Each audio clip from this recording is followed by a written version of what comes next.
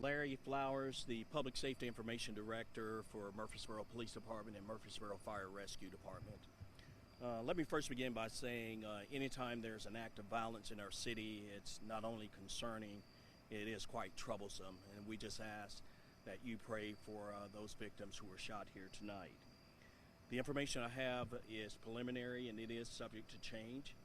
Our criminal investigation division's violent crime detectives are here on the scene investigating. Our crime scene technicians are also here on scene collecting evidence. We have Murfreesboro Fire Rescue Department that's providing extra lighting with one of their ladder trucks to make sure no evidence is missed, as well as our drone team in the air mapping the crime scene. What we know at this time, about 7 o'clock, our Emergency Communication Dispatch Center began receiving 911 calls of about a shooting at Old Fort Parkway. At the time, we understand there were roughly about 30 people in the area.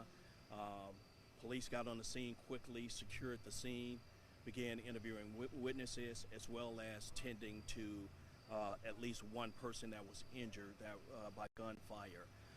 Murfreesboro Fire Rescue Department firefighters began treating that person until Rutherford County Emergency Medical Services arrived and took one person to the hospital. We understand another person was taken to the hospital in a private vehicle.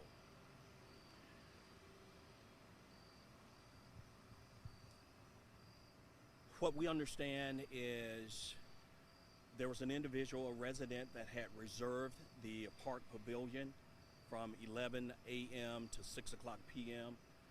We understand that the event was ending when those shots were fired, so that person did have a proper permit to gather here.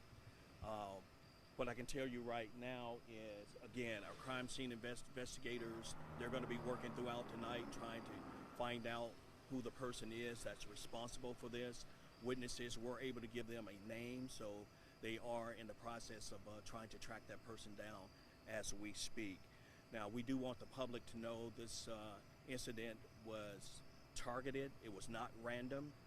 And so believe me that we're going to make sure that our officers and our detectives work throughout the night to try to get this person into custody and hold him accountable, he or she, whoever is responsible. Any questions? Do you know about how many people were transported and what their condition is? Again, as I mentioned before, there was one person transported from the scene. Another person apparently rode to the hospital in a private vehicle. There was another person that we know firefighters observed here on the scene that was probably suffering from like a panic attack from all the excitement that was going on here. Do you know the conditions of the people that were shot? I do not. I do know that one person was shot in the leg. I'm still waiting on information about the other person. I don't have any conditions at this time. And then do you know anything about what led up? Was it a fight, or was it somebody that came here knowing somebody was going to be here? That is a great question, and that's the question that our detectives are trying to answer now. We're going to try to figure out what the motive is and try to hold the person responsible accountable. Thank you so much. Yep, appreciate it.